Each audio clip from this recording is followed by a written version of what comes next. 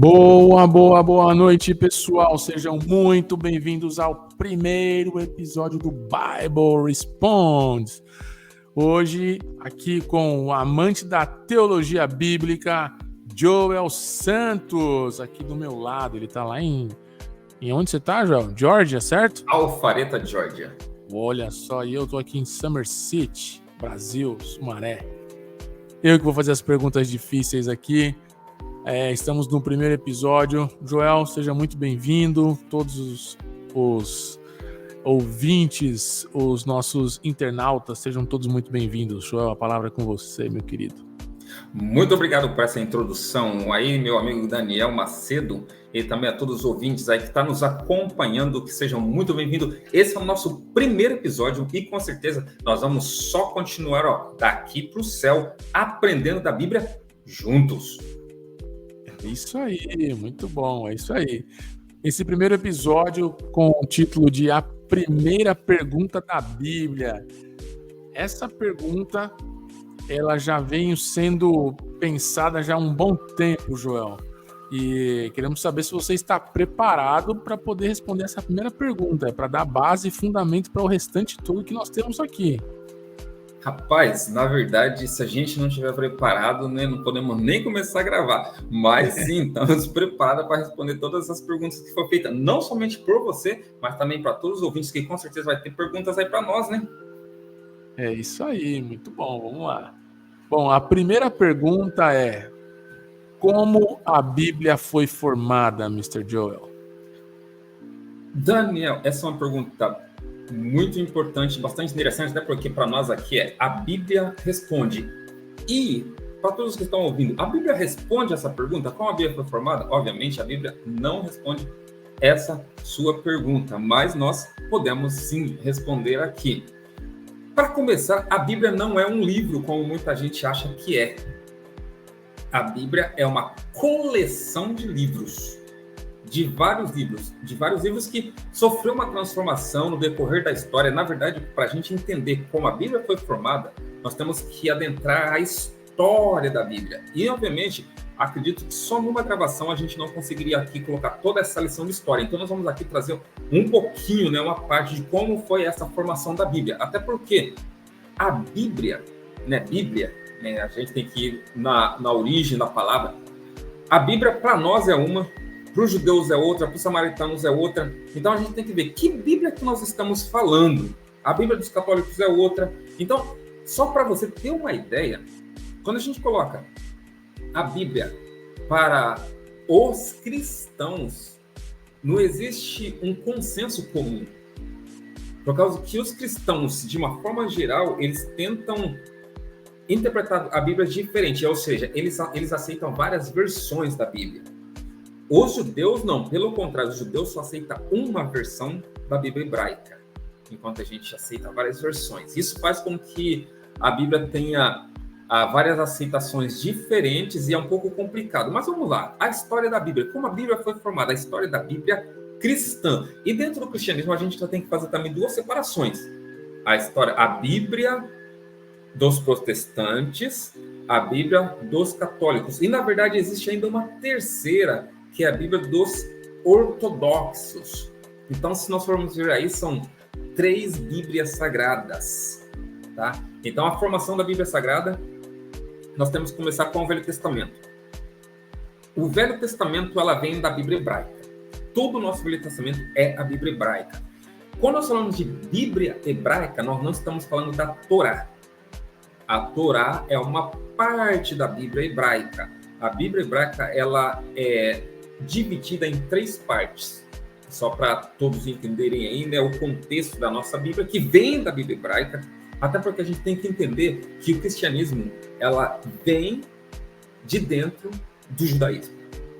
Quando a gente tem aquela discussão, existe muito dentro do cristianismo, né, dizer que uma outra religião não é uma denominação, mas sim é uma, como que eles chamam? Algumas outras denominações de... Então, seita? Seitas, exatamente. Se nós formos pegar por isso, o que o cristianismo é? Se for levar desse jeito, é possível pensar uma coisa extremamente complexos aqui, hein? O cristianismo acaba sendo uma seita também. Por que é uma seita? Isso para os judeus acaba sendo uma seita? É isso que você está dizendo? Sim, exatamente isso. Porque uma seita, ela é uma divisão de uma religião. Na verdade, é chamado heresia de uma outra religião. Se nós formos ver por esse contexto, o cristianismo é uma seita, é uma divisão, é uma heresia do judaísmo. Obviamente, a gente tem que parar para pensar bastante quando a gente quer julgar ou prejulgar algumas outras denominações. Nós não estamos nem falando de religiões, nós estamos falando de denominações. Então, o que é um sectarismo? O que é uma seita? A nossa religião, o cristianismo, vem do judaísmo.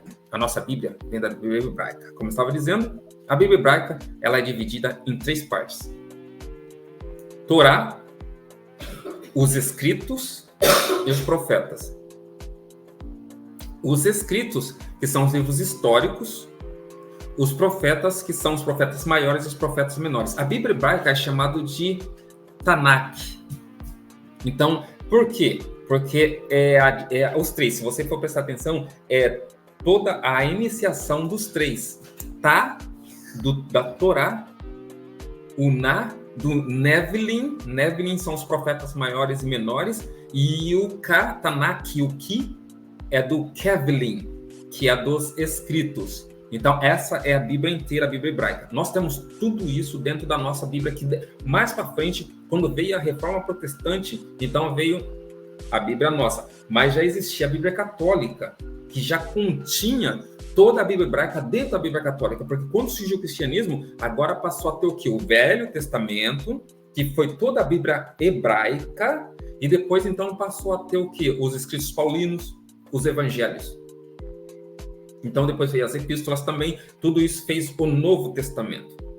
A primeira Bíblia foi a Bíblia Católica, que não tinha só a Tanakh, que é a Bíblia hebraica, não tinha só o Novo Testamento, mas tinha também algumas outras, existe até hoje ainda, algumas outras adições, alguns outros livros. Então, quando veio a Reforma Protestante, já existia, passou a existir depois a Contra-Reforma, que foi chamado muita gente conhece, com certeza muitas pessoas que estão nos assistindo aí conhecem, já ouviram falar do Concílio de Trento, que foi nada mais do que uma Contra-Reforma. Eles convidaram também cristãos, ou seja, protestantes, para estar lá, mas eles não podiam participar. Para quê? Para dar autoridade da Bíblia para os católicos, ou seja, a Bíblia católica é a verdadeira Bíblia. A religião católica é a verdadeira religião. Então, nós não concordamos com os ensinamentos, com a teologia protestante, com os ensinamentos protestantes e com a Bíblia protestante. Então, a formação da Bíblia passou por muitas mudanças. Nós temos a Bíblia protestante, a Bíblia dos cristãos. Os católicos têm a Bíblia católica, que até hoje vocês podem perceber que são, acredito que 5 livros a mais. Se não me falha a memória, são 73 livros, nós temos 69. Rapaz, nesse caso você está dizendo que tem essa quantidade toda de Bíblias disponíveis e ainda por cima, pelo que eu estou entendendo aqui, o nome Bíblia só veio a existir bem mais para frente no primeiro século ali, depois quando o pessoal começou a formar todo esse cânon, etc. Porque antes nem era a Bíblia, nem chamava, era só a Torá, certo? É isso que você está dizendo? Na verdade, já existia, os judeus não tinham só a Torá, eles já tinham pouco antes de Jesus. Nós temos que estudar e vamos voltar um pouco mais uns séculos atrás. Já ouviu falar da Septuaginta, correto? Sim. O que era a Septuaginta?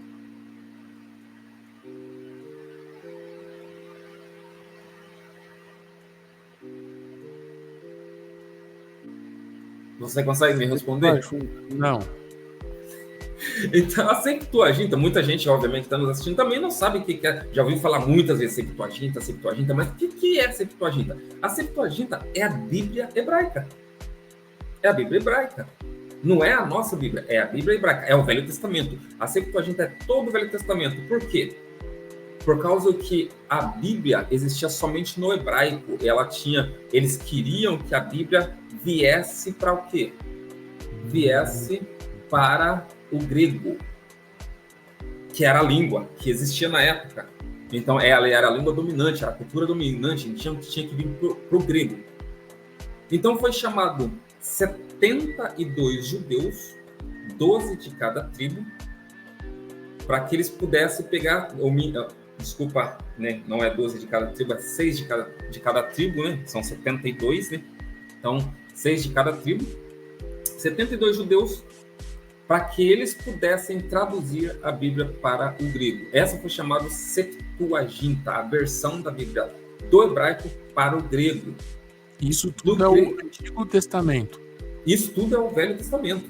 Porque isso não existia no Novo Testamento. A Septuaginta, ela vem de séculos antes de Cristo. Então ainda não existia o Novo Testamento. Não existia as cartas paulinas, não existia o Evangelho. Era só o Velho Testamento. Então já existia a Bíblia. Mas existia a Bíblia hebraica. Existia a Septuaginta. Existia o Tanakh, né? Existia o Torá, junto com Kevlin e também o Nephilim. Interessantíssimo. Então, beleza, vamos avançar aqui para a gente poder chegar nos tempos de hoje. Sim. Porque muitas pessoas que estão nos assistindo aqui acabam tendo um nó na cabeça, assim como eu. Quando você disse que tem diversas versões da Bíblia, que nós, que somos cristãos, aceitamos essas versões da Bíblia diferentes e os judeus não. Isso daí é uma coisa que pode causar uma dúvida na cabeça das pessoas. Você não acha, João? O que você diz? Olha, esse dá um problema porque, como eu disse, como os judeus eles só aceitam só a Bíblia hebraica, uma versão só da Bíblia hebraica, né, que, como eu disse, a Torá, né, o Nevilim e o Ketuvim. Então, eles aceitam só o Nevilim, o Ketuvim e a Torá. Isso aqui é a Bíblia hebraica, eles só aceitam uma versão. Para os cristãos, acaba se tornando um problema quando nós temos várias versões da Bíblia, e até por causa das tantas denominações que nós temos. Não vou dizer que o judaísmo também não tem divisões. Tem. Existem as divisões dentro do judaísmo. Existem os ortodoxos, existem os messiânicos, existe também eu esqueci agora o nome do outro. Existe mais uma divisão. Existe uma divisão. Acho que são 3 ou 4 divisões dentro do judaísmo. Eu não sou judeu, não posso dizer, né, com muita clareza, mas são 3 ou 4 divisões dentro do judaísmo. Mas dentro do cristianismo, nós temos muitas e muitas mais divisões do que essa, né? Então hoje nós temos Bíblia para todos os tipos. Acaba acontecendo uma certa... Pode dar sim um nó na cabeça de muita gente, e não só isso. Julgamentos também de muitas pessoas que não acreditam na Bíblia. Aí vai falar, não, a Bíblia dos cristãos, ela está errada, porque existem muitas versões, então se perdem muitas coisas. E agora, para responder isso? Qual que versão que está certa? E aí tem o problema das línguas, porque quando a gente traz a primeira Bíblia, né, dos católicos, foi a Vulgata. A Vulgata foi trazida da Septuaginta. Você vê, olha, nós tivemos a Bíblia hebraica original, aí do original hebraico foi passado para o grego. Você já não acha que dessa passagem já pode ter se perdido alguma coisa, ficado para trás? Obviamente, a perca daqui para cá foi talvez muito pouca, porque foram 72 judeus que estavam ali traduzindo a Bíblia. Então, para conter erro, ia ser muito mais difícil do que uma só pessoa traduzindo a Bíblia. Agora, da Septuaginta, a gente traz a Bíblia para onde? Para a Vulgata, que foi o latim vulgar. É por isso que é chamado de Vulgata, tá? É por causa que o latim, quando a gente está estudando teologia, a gente passa para o estudo das línguas e a gente vê que o latim, ele tinha várias versões também. E a versão do plebeu, né, para os pobres, era chamado de vulgar. Então, é por isso que veio de Vulgata. É a Vulgata latina. Então, era o latim vulgar, era o latim de todo mundo, para ser bem entendido por qualquer classe, né? Então, por isso que chama Vulgata. Então, aí nós tivemos agora a passagem da Septuaginta, do grego, para o latim. Você já não acha também que perdeu também nessa passagem? Com certeza. Até mais do que a primeira. Sim. E da Vulgata agora latina, veio trazido para quem? Veio trazido para o português. Mais outra perda. Então, com tudo isso, as pessoas falam, mas a Bíblia então contém erros. A Bíblia em si... Vou deixar isso para uma próxima pergunta. E isso daí já vai emendar com a próxima pergunta que nós temos aqui. Esse episódio a gente tem 2 perguntas, você vê que uma só já passou um bom tempo aqui para poder responder e ainda não está totalmente respondido, porque é um tema muito complexo, é um tema muito extenso, daria vários episódios aqui só para falar sobre a formação da Bíblia. Mas a próxima pergunta, Joel, aqui que nós temos é: qual é a autoridade e a credibilidade da Bíblia? Já que ela passou por todas essas traduções, essas versões, e estamos nos dias de hoje. Como que a gente responde isso? A Bíblia responde isso também? Olha, eu sempre digo uma coisa. A Bíblia é para quem? Essa é a primeira pergunta que a gente tem que fazer antes de responder isso. Qual é a autoridade e a credibilidade da Bíblia? A Bíblia, ela é para quem? Acho que a Bíblia é para quem tem fé. A Bíblia é para crente. Quando nós falamos crente, nós estamos falando de crente. Quem crê. Quem crê. A Bíblia é para quem crê. A Bíblia não é um livro para os judeus. Os judeus têm a Bíblia deles, tem o Tanakh. A Bíblia não é para os muçulmanos. Os muçulmanos têm o Alcorão. A Bíblia não é para os indianos, não é para os chineses. A Bíblia é para crente, para cristão. Logo mais, se nós temos a Bíblia como nosso livro, então nós temos que ver que a Bíblia é a autoridade divina. Ela é a palavra inspirada pelo Espírito Santo, até porque a Bíblia responde. Pedro, quando ele escreveu a primeira carta, ele disse assim: porque a palavra de Deus, ela não veio de inspiração humana, mas foram homens movidos pelo Espírito Santo. Muitíssimo bom. E quem não crer, não for crente, dificilmente pode acreditar nisso. Obviamente, até porque nós vemos que ao longo dos tempos, as pessoas acabam tentando provar a Bíblia. A Arca de Noé existiu? Exatamente. Aí é que tá. Esse é o ponto onde ia perguntar, mas espera aí, na história, a Bíblia prova a história ou a história prova a Bíblia?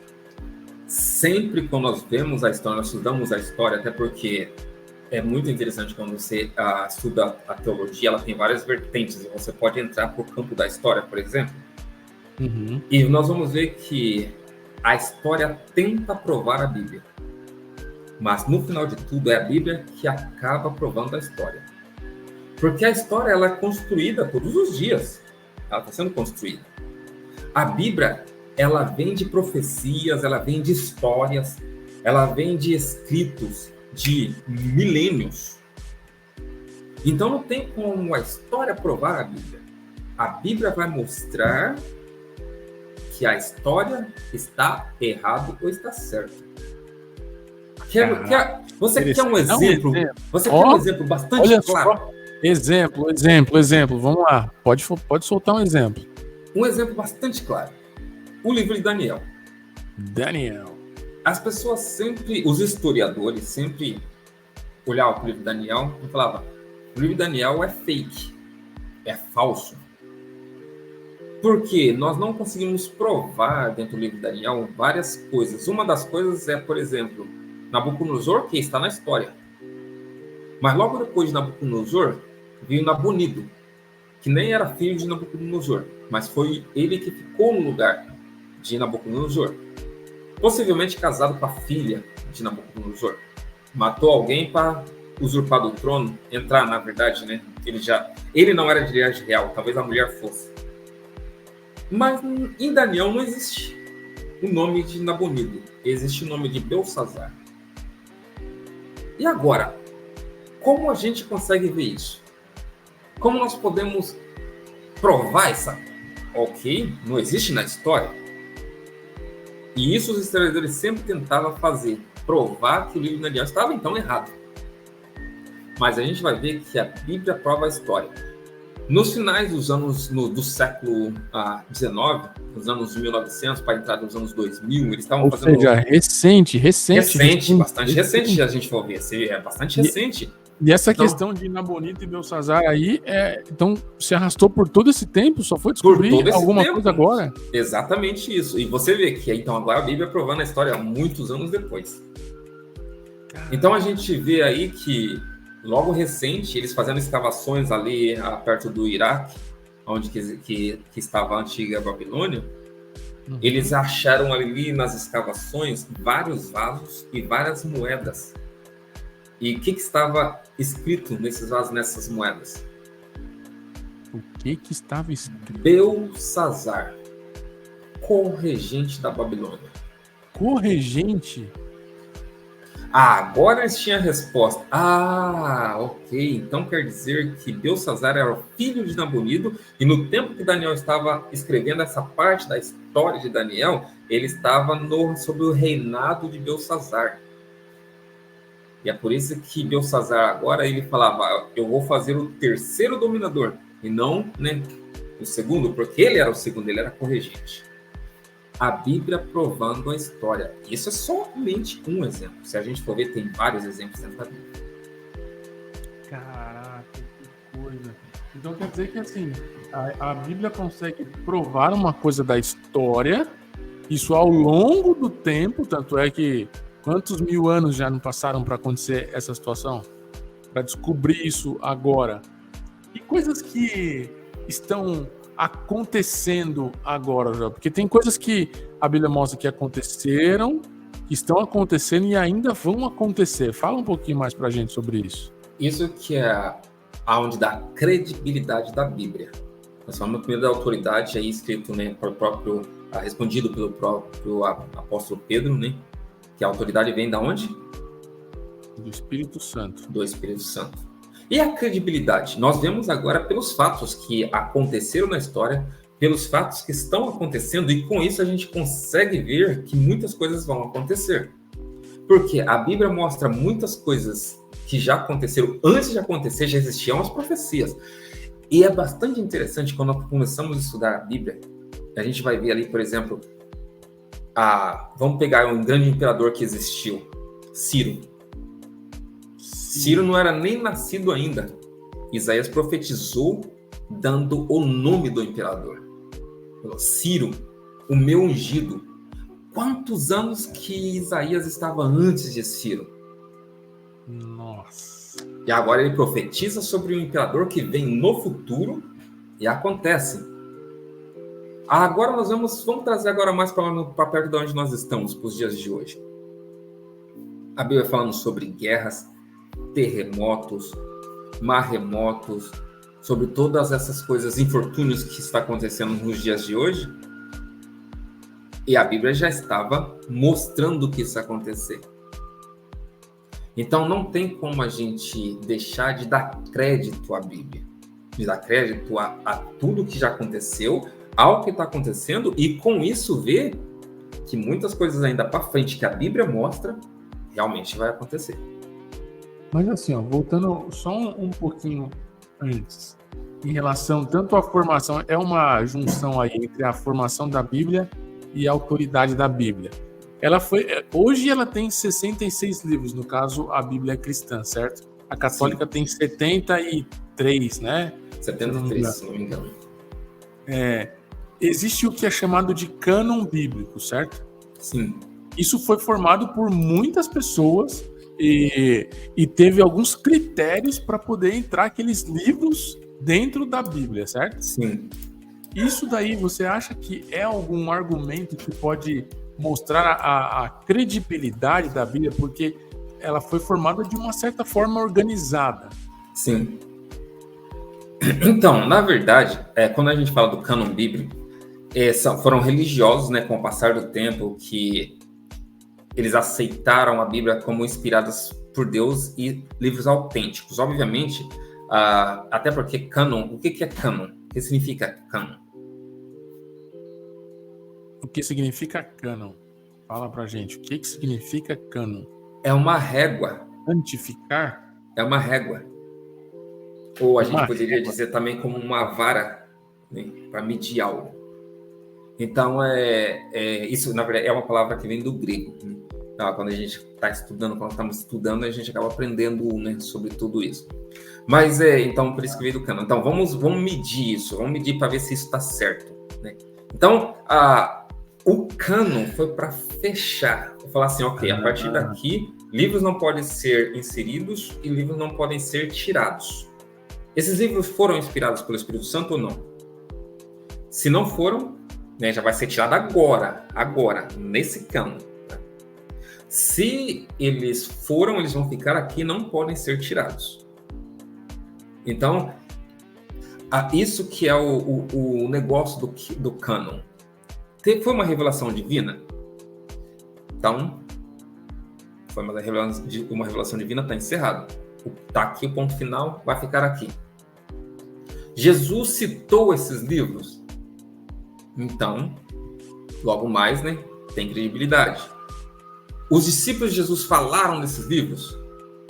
Então tem credibilidade. Ou seja, o livro tinha que ter uma credibilidade, o livro tinha que ter uma inspiração, o livro tinha que ter citação. É basicamente hoje quando os artigos são escritos, que os cientistas vão escrever artigos, para ter uma credibilidade eles têm que fazer citações. Quem foi que citou isso? Quem foi que colocou aquilo? Entendeu? Aí você vai ler o artigo, tá lá embaixo, lá, né? Citado, ou eles mesmos colocam no próprio texto, né? Citado por fulano de tal, né? Falado por tal pessoa. Isso dá uma credibilidade. Basicamente, que a Bíblia não foi diferente.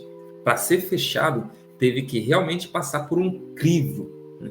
Para ver se os livros eles poderiam estar ali ou não. A partir daquele momento que foi, né?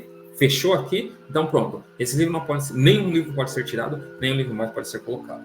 E quando foi esse cânon bíblico? Eu sei que teve o Concílio de Trento e tudo mais, que foi lá em 1500, 1546, se eu não me engano, mas antes disso já tinha esse cânon bíblico ou ele foi fechado ali? Então, quando nós falamos de cânon, a gente tem que falar de quais cânones primeiro, porque primeiro a nossa Bíblia veio da Bíblia do Tanakh, como eu disse, veio da Bíblia hebraica. Então, a própria Bíblia hebraica já passou por cânones, vários cânones, tá? A gente vai passar aí pelos pré-rabínico, tá? Período pré-rabínico, que é dos judaísmos pré-rabínicos. Aí nós vamos ver depois do rabínico. Então, o que é o rabínico? O rabi é um professor, é um instrutor, é um mestre. Então, tem o pré-rabínico, né, que foi antes, e depois veio o rabínico, que foi do período dos rabínicos, já que existia ali só os mestres, já eram estudados, já eram pessoas já formadas para aquilo. Então, já eram pessoas que entendiam muito da Torá, sabia muito da Torá, sabia muito dos escritos. Então, aí foi o período rabínico. Então, teve o cânon rabínico. Depois veio o cânon da Beta Israel, que foram já judeus já que estavam fora de Israel, né? Chamado, acho que era, se não me engano, agora me faz a memória, eram etíopes. Então, nós tivemos aí também esse cânon. Aí tivemos o cânon, o samaritano, que a gente tinha que entender bastante a história dos samaritanos. Porque eles tiveram os próprios cânones deles, mas quem foram os samaritanos? Os samaritanos, eles acreditam basicamente no que os judeus acreditam, mas em algo mais também, porque os samaritanos foi uma mistura. A gente vai ter que voltar lá na história do Velho Testamento para entender essa mistura aí. Nós vamos deixar isso para outra. Só essa questão aí já é mais um episódio para a gente. Exatamente. Para a gente entender essa história dos samaritanos, essa mistura que aconteceu, tá? Mas existiu também o cânon dos samaritanos. Esse foi os primeiros cânones que existiu para existir o Tanakh. Agora, então, depois veio o da nossa, né? O do cristianismo. Mas o do cristianismo veio pela primeira comunidade católica, né? Que foi ali no século... rapaz, agora você vai me pegar. Foi ali no tempo de Justin Martyr. Foi logo no começo da igreja. Ali nos anos 100, né? Basicamente o primeiro século depois de Cristo. Marcião de Sinop, a gente pode citar, tá? Teve os pais da igreja, Orígenes, né? Muita gente já ouviu falar. Então, aí depois teve os pais alexandrinos, né? Que foi já depois partindo de Orígenes para cá, nós tivemos o pastor de Hermas, muito famoso, né? Tivemos Anastácio de Alexandria. Tivemos alguns outros mais pais pais da igreja de Alexandrinos, porque nós chamamos já das partes da época de Alexandre.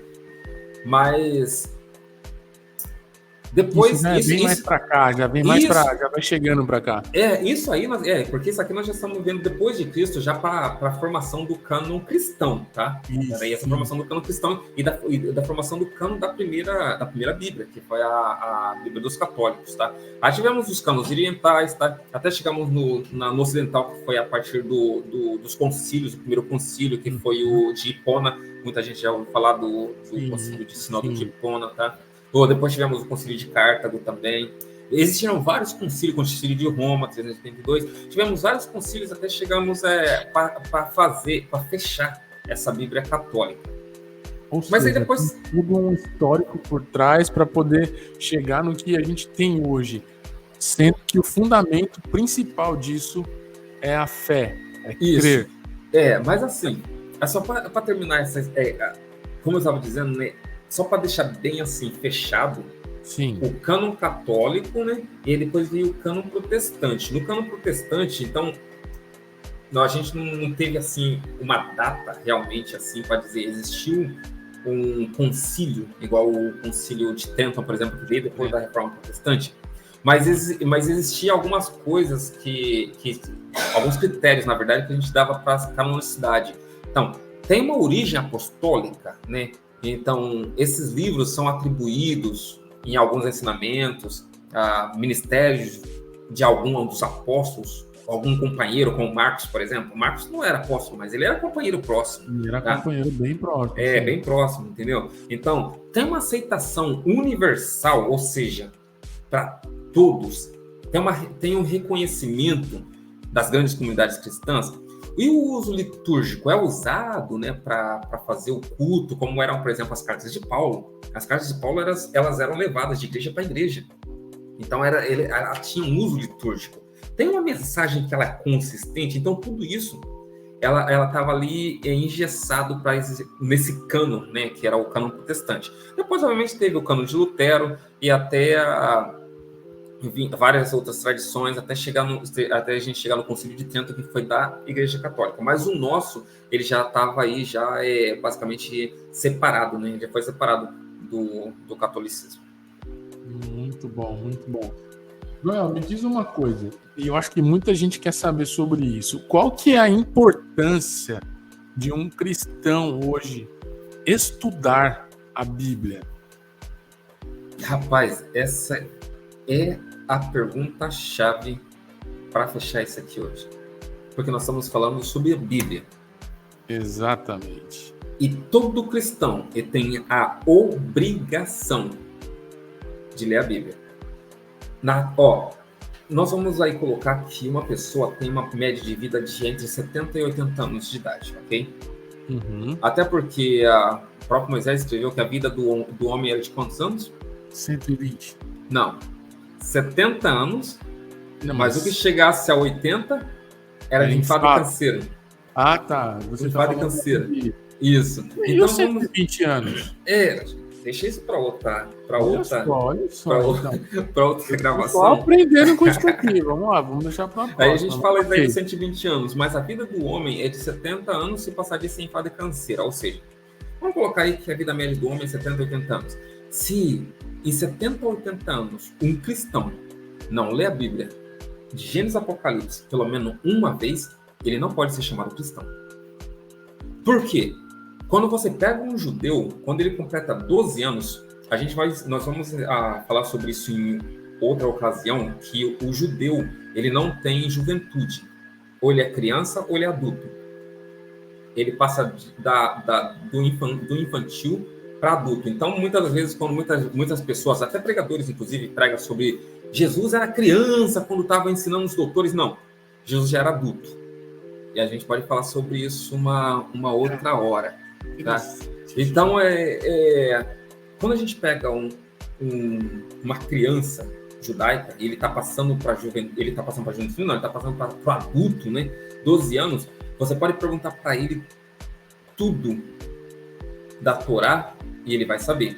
Não estou falando para você que ele vai falar onde está capítulo, versículo, até porque isso é parte da Bíblia, tá? Ele vai saber aonde que está dentro da Bíblia dele. Ele conhece, porque ele estuda.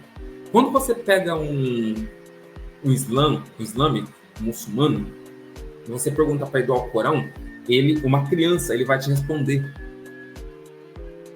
Porque ele estuda, porque ele aprende.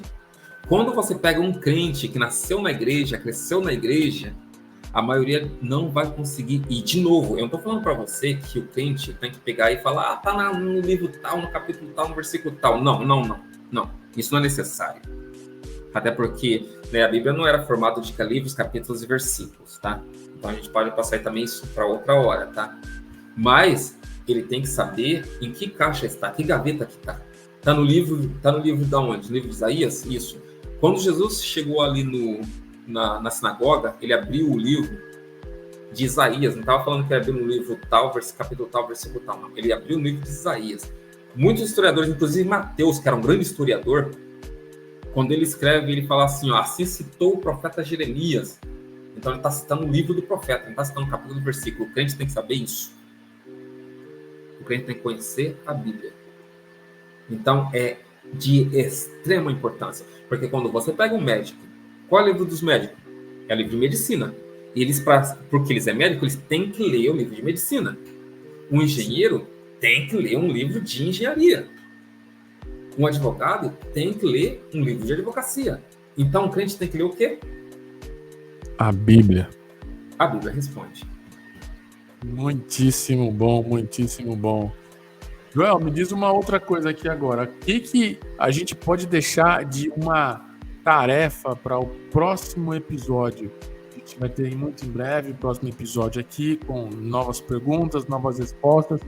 Só desse primeiro episódio a gente já consegue extrair muita coisa para os episódios seguintes, mas o que você conseguiria deixar de tarefa, de uma coisa para a pessoa que vai assistir o próximo episódio aqui com a gente poder acompanhar e comentar com a gente? Olha, eu fiz, vocês deixaram essa tarefa aqui e eu fiz.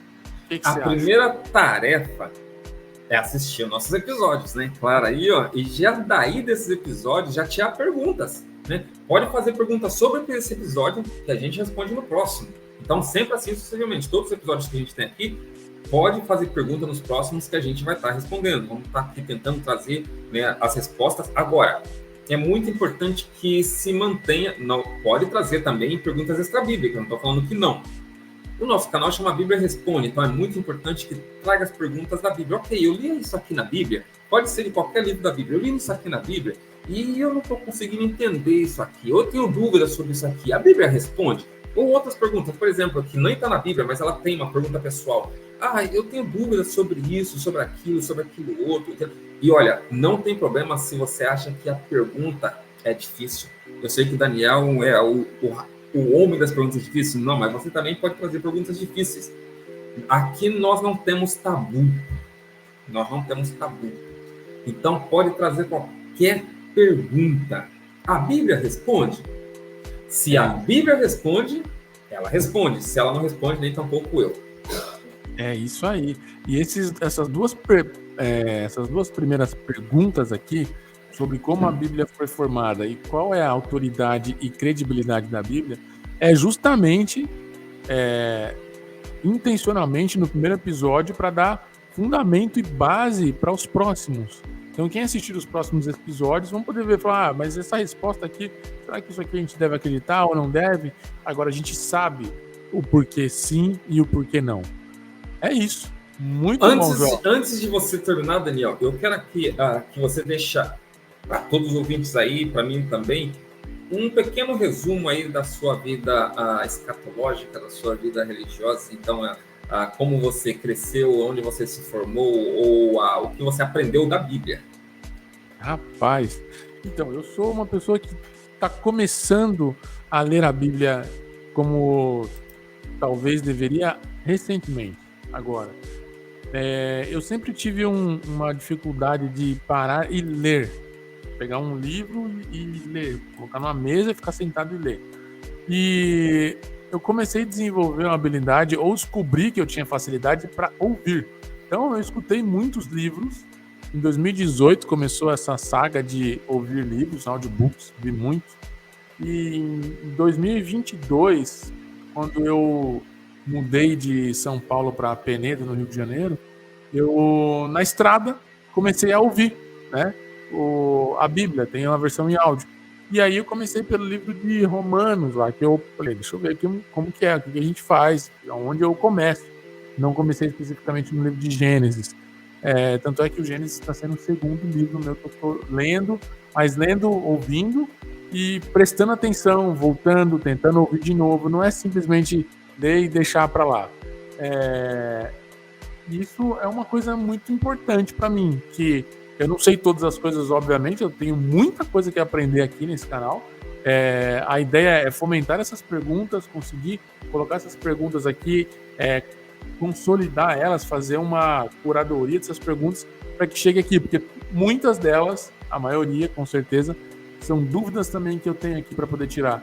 Assim, eu sou evangélico, sou crente também, acredito em Deus, em Jesus Cristo, no Espírito Santo e quero aprender muito estando aqui dentro. É isso. Muito bem, Daniel. Muito bem. Fechou, então? É isso por hoje? Por hoje é só, né? E estamos de volta no nosso próximo episódio 2 da Bíblia Responde. Que legal, muito, muito, muito bom. Boa noite, pessoal. Muito obrigado para quem ficou aqui até o final. Estamos encerrando mais um episódio do Bible Responds com Joel Santos e Daniel Macedo. Primeiro episódio, a primeira pergunta para a Bíblia. Hasta luego, people. English and Spanish. Praise the Lord. Amen.